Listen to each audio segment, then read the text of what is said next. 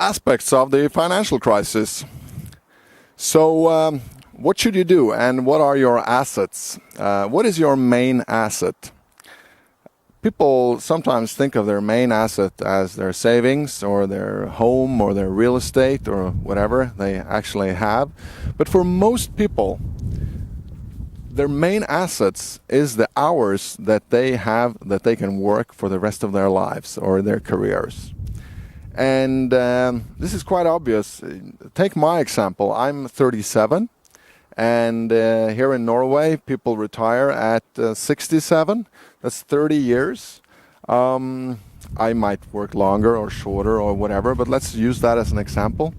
I have 30 years to work. And how many hours do you work in a year? You work about 2,000 hours, or a little less or a little more, but let's use 2,000 hours. So I have 30 years by 2,000 hours. That's 60,000 hours. 60,000 hours is what I have to work for the rest of my career. And what is the value of 60,000 hours? Well, if you put an hourly value of $10, it becomes $600,000. If you have put an hourly value of $100, it becomes $6 million. Or $200, it becomes $12 million. So let's say $100 an hour that my time is worth that. That's $6 million. I don't have $6 million in assets or savings or I've done well, but I haven't done that well. So it's absolutely evident that my main asset, if you look at the rest of my life, is those hours that I can work and the money that they represent, $6 million, whatever.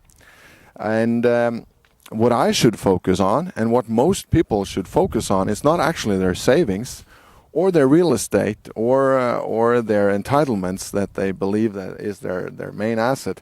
For most people, at least for the younger you are, the more true this is, their main asset is the hours that they have left to work.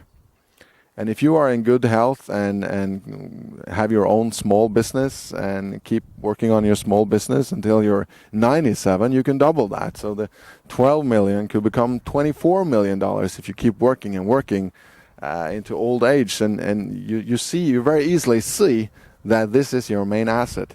And you should also think that, how should I optimize my own savings and personal portfolio?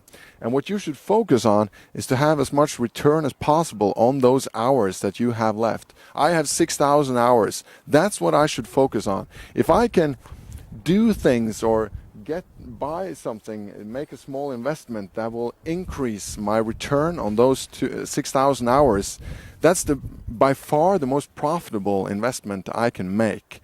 Because just a small increase, 1%, 2% in the return of those hours, and you'll have interest on that, and interest on interest, and compounded interest. So the value there is a lot more than what you have in your portfolio. So this is the way to think about this, because this financial crisis will end, and you've lost some money, and maybe people have lost some money, but related to the value of the rest of your time is probably not that much anyway. So it's not that significant. Focus on those hours and how to get the most out of those hours.